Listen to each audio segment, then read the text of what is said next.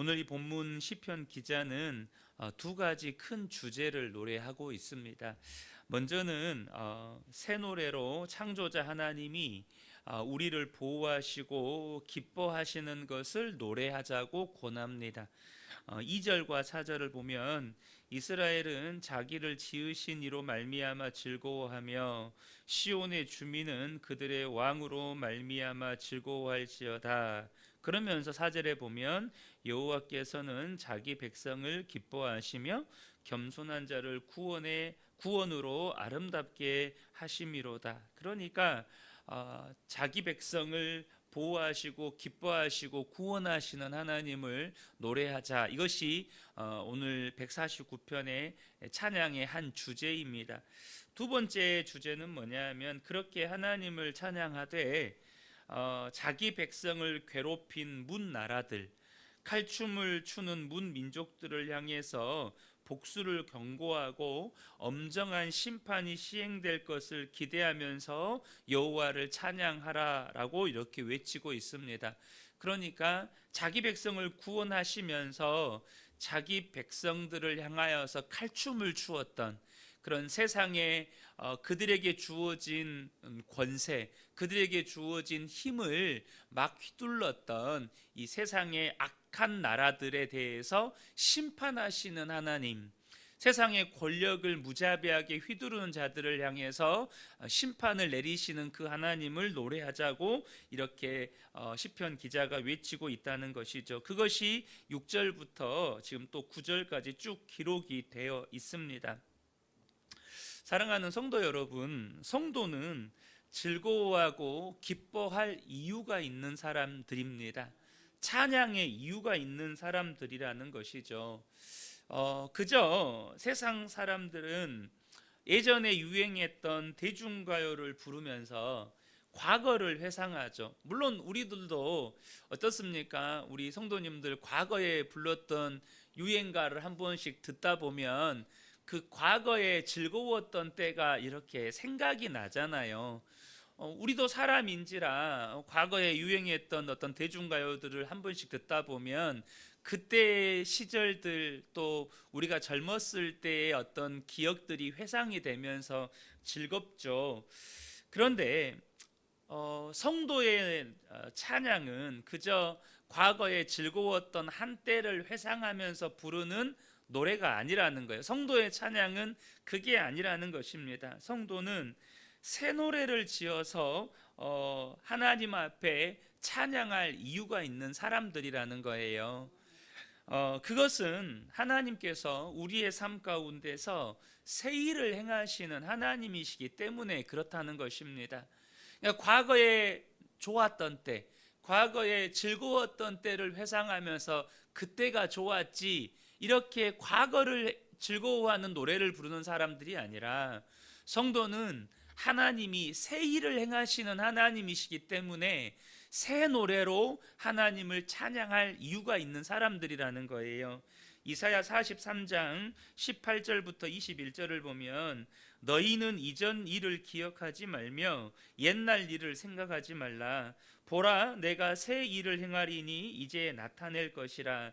너희가 그것을 알지 못하겠느냐?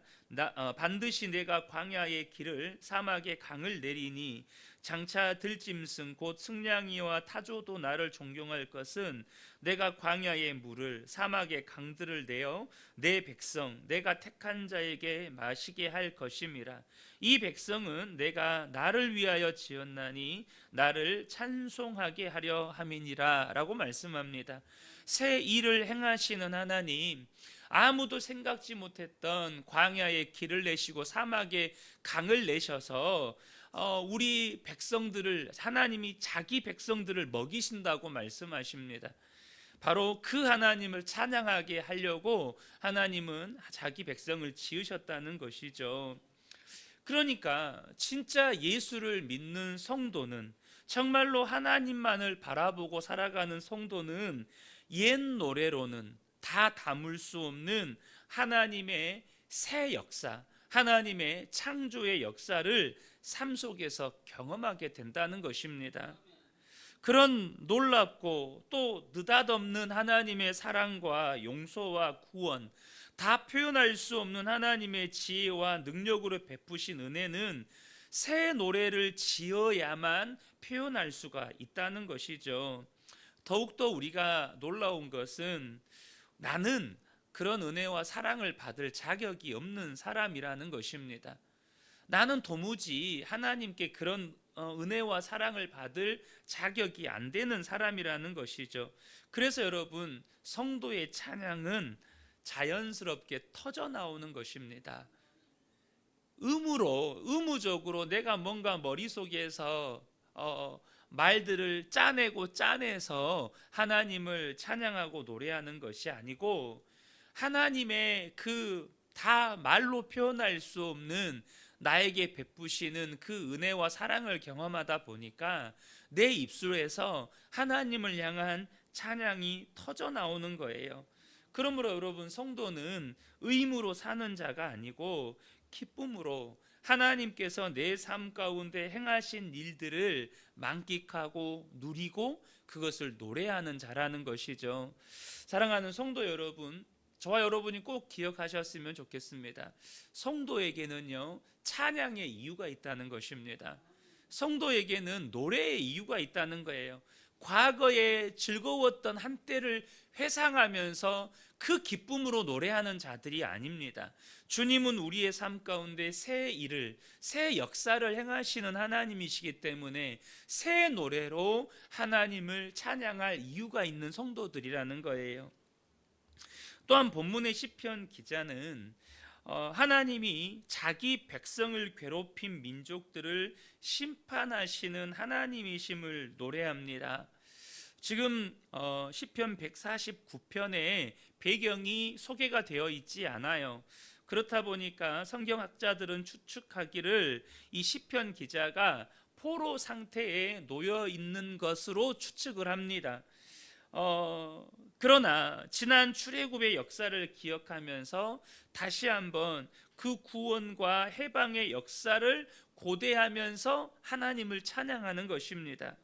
지금은 세상 모든 나라와 권세자들이 너무나도 강력해 보이지만 때가 되면 하나님은 반드시 그들을 심판하실 것이다. 이스라엘을 포로로 삼았던 자들은 이제 포로로 끌려가게 될 것이다.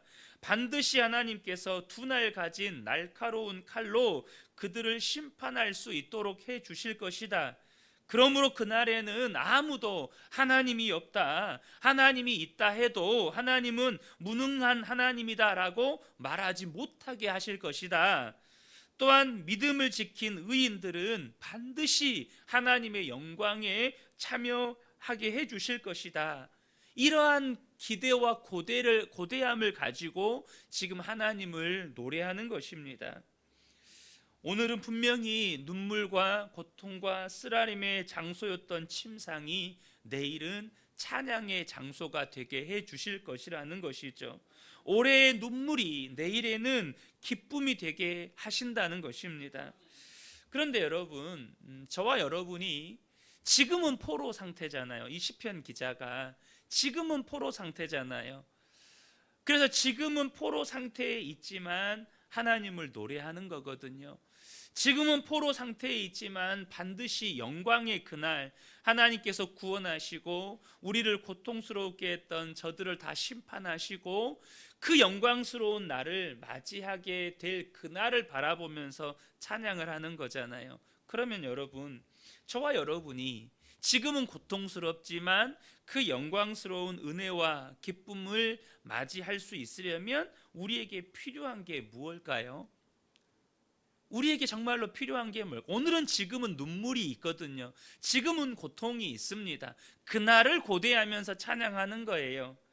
그것은 바로 포기하지 않고 주님을 바라보고 주님을 의지하는 것입니다. 여러분, 하나님은 변함이 없어요. 하나님은 한순간도 우리를 포기하신 적이 없고 우리의 손을 놓으신 적이 없습니다. 로마서 8장 38절 39절을 보면 내가 확신하노니 사망이나 생명이나 천사들이나 권세자들이나 현재의 일이나 장래의 일이나 능력이나 높음이나 깊음이나 다른 어떤 피조물이라도 우리를 우리 주 그리스도 예수 안에 있는 하나님의 사랑에서 끊을 수 없으리라. 그러니까 하나님은 우리를 포기 안 해요. 하나님의 사랑은 멈춤이 없어요.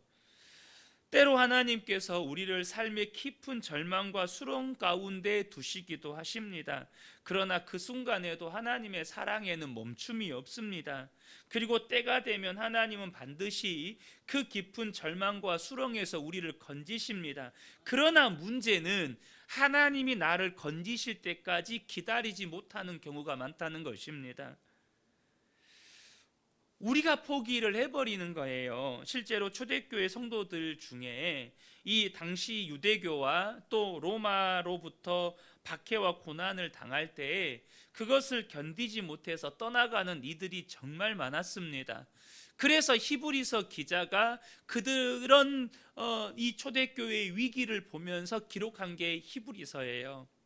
그래서 히브리서 기자가 계속해서 요청하는 게 뭡니까? 히브리서 12장 2절과 3절을 보면 믿음의 주요 또 온전하게 하시는 이인 예수를 바라보자. 그들이 절망과 그런 박해와 고통 속에서 믿음을 포기해 버리니까, 다시 유대교로 돌아가 버리니까, 그들이 믿음에서 떠나버리니까 너무너무 안타까워서 이 고난의 때, 이 절망의 때, 이 눈물의 때를 견딜 수 있는 유일한 비결은 주님 바라보는 것밖에 없다. 3절을 보면 너희가 피곤하여 낙심하지 않기 위하여 죄인들이 이같이 자기에게 거역한 일을 참으신 일을 생각하라. 여러분, 바라본다는 건 생각하는 것입니다. 그러니까 바라본다는 게 도대체 뭡니까? 주님 안 보이잖아요. 뭘 어떻게 바라봅니까? 뭐 하라는 겁니까? 이걸 이해를 못하니까 히브리서 기자가 생각하라는 거다. 너희의 생각을 예수로 채워라. 십자가에 달리신 그 예수로 너희의 생각을 채워라. 딴 생각하지 말고 너무 힘들다, 고통스럽다, 로마가 이렇게 박해를 하고 유대 종교자들이 이렇게 잡아먹으려고 하고 너무너무 힘들다, 고통스럽다, 못 살겠다, 그 생각으로 너희의 머릿속을 채우지 말고 십자가에서 너희 죄를 위해서 죽으시고 부활하신 예수 그리스도로 너희 생각을 채워라, 이 말입니다. 제가 끊임없이 우리 성도님들에게 주님 바라보자라고 외치는 건 주님 생각하라는 것입니다. 내 생각을 나는 이래서 힘들어요, 나는 저래서 힘들어요, 이 사람 때문에 못 살겠어요, 저 사람 때문에 못 살겠어요, 이 일은 도저히 내가 못할 것 같아요가 아니라, 그래, 주님이 나를 이렇게 사랑하셨지, 주님이 십자가에서 죽으실 만큼 나를 사랑하셨지, 그 주님이 지금 나와 함께 계시지, 그렇게 내 생각을 예수로 채우라는 것입니다. 그러면 이 절망을 통과한다는 거예요. 이 고통을 통과한다는 것입니다. 사랑하는 성도 여러분, 여러분에게 절망의 때가 있죠. 고통의 때가 있습니다. 하나님이 허락하십니다. 우리에게 우리의 믿음이, 우리가 주일날 말씀 나눴던 것처럼 하나님의 군대처럼 우리의 믿음을 키우시려고 광야를 허락하세요. 그럼 그때 나의 구름 기둥 되시고 불 기둥 되신 하나님 바라보고 사는 겁니다. 십자가에 달리신 예수님 생각하며 사는 겁니다. 그러면 넉넉히 통과하고 나는 통과한 후에 정말로 하나님의 군대와 같은 믿음의 사람이 되어 있는 것입니다. 이 새벽에 함께 예배한 우리 모든 성도님들이 정말 이 고통의 때조차도 주님 생각하며 주님 찬양하며 넉넉히 이겨내시는 저와 여러분 되시기를 예수님의 이름으로 축복합니다.